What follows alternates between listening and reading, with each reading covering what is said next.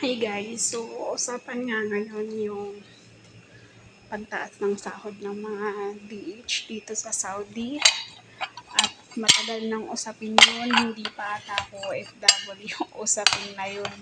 Hanggang ngayon usapin pa rin at hindi ko alam kung naipatupad na talaga at hindi wala pang lumalabas na proof na pinapatupad na yan. Pero sabi sa mga bago, pwede. At madami na din nag-comment about doon ng mga OFW kasi nga matagal nang usapin yon, matagal nang hinihintay ng mga OFW yung katulad ko dito ng mga domestic helper dito sa sa Saudi.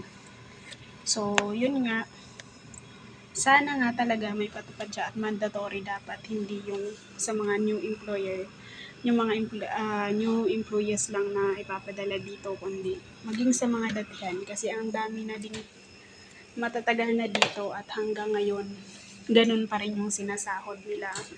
Sobrang depende kasi dito kasi nagtataas ng sahod, depende sa amo. Yung amo yung nagbidesisyon at sila yung nasusunod talaga. So, sana lang talaga may isa katuparan na yon at maging totoo na kasi laking bagay din nun, lalo na dun sa mga nagtatrabaho dito na gumagastos pa rin sila sa mga sarili nilang personal na gamit, hygiene, internet. Kasi may mga amo dito na or employer na hindi sila pinapakonek sa internet nila or naglo-load sila ng personal. So, malaking bagay talaga yun kaya kung may dadagdag yun sa sobrang kuripot ng mga employer dito. Pero ang iniisip ko lang, pag nangyari yun, siguro mas madami din yung mga employer na baka magaya dati, yung mga sinasamantala yung pagpapasahod nila. Kasi nga, mahal. So, todo pagod sa mga employees. Susulitin yung pasahod sa kanila na kung kani-kaninong bahay sinasama. Although matagal na yung sistema na ganun, matagal nang issue din yung ganung bagay dati pa.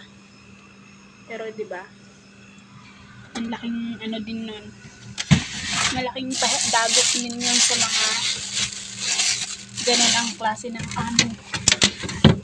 Kasi lahat ng kamag-anakan paglilinisin ng bahay ng mga employer na mapagsamantala, bubugbugin sa trabaho yung kanilang katulong, susulitin yung pasahod at laging sinusumbat yun ng mga employer na walang puso, na kesyo mahal pasahod sa'yo, na kesyo bakit ganyan yung trabaho mo, ang mahal ng binabayad sa'yo, mga ganun.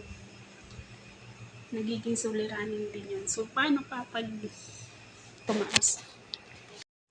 Iwan ko ba naman kasi dito sa mga mga employer dito na namamahalan sila pero kumukuha sila ng Pinay.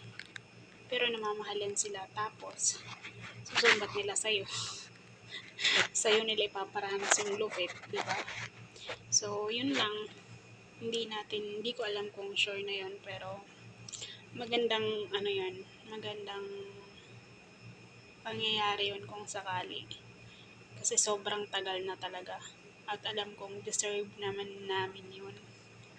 Deserve ng mga kapwa ko DH yung dagdag sahod na yun kasi malaking bagay talaga siya, hindi lang sa akin at hindi lang sa ilan sa atin pero sa lahat ng nagtatrabaho dito.